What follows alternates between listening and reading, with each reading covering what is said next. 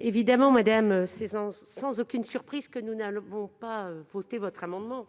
Parce qu'à une problématique sociale, vous répondez une fois de plus par une approche répressive. Non, madame, mais laissez-moi causer, vous reprendrez la parole après, vous en avez tout le loisir, vous le faites depuis tout à l'heure pour demander des sanctions à l'encontre des familles. Alors, nous ne sommes pas étonnés de votre position, évidemment, et de toute évidence, la pression financière exercée à l'encontre des familles déjà vulnérables, dans la plupart des cas, ne ferait qu'accentuer évidemment les difficultés, mais ça a été dit par monsieur le ministre, économiques, sociales et familiales.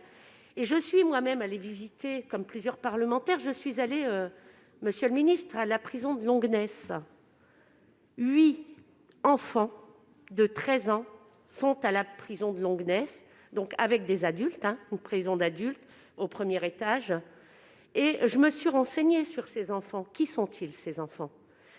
Ils sont des enfants de l'ASE, pour la plupart, qui ont été baladés de famille en famille dans des difficultés énormes, madame.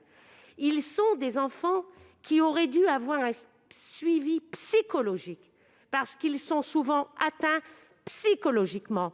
Les parents, madame, comme vous le dites, les parents qu'aujourd'hui sont aussi à la limite mis à l'index, ces parents, ils ont fait les CMPP pour avoir des rendez-vous. Ils ont demandé des suivis psychologiques avec des psychologues.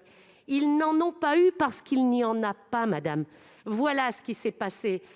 Les parents de ces enfants, plusieurs m'ont dit, puisque je les ai vus aussi, plusieurs m'ont dit qu'ils avaient fait les hôpitaux pour demander de l'aide et qu'à un moment donné, ils avaient y compris prévenu que ces enfants allaient passer à l'acte. Et qu'est-ce qui a été fait pour ces enfants ? Eh bien, rien n'a été fait. Et aujourd'hui, ils se retrouvent à 13 ans à la prison de Longnes avec des adultes dans une situation où le retour en arrière n'est même pas presque possible, il faut se le dire. Ils mériteraient d'être dans des structures aujourd'hui parce qu'ils ne sont pas des criminels, ils sont malades. Ils sont malades, voilà ce qu'ils sont, ces enfants.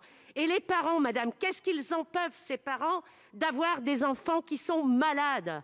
Voilà à quoi la société ne répond pas. Et c'est pour ça qu'il nous faut des moyens.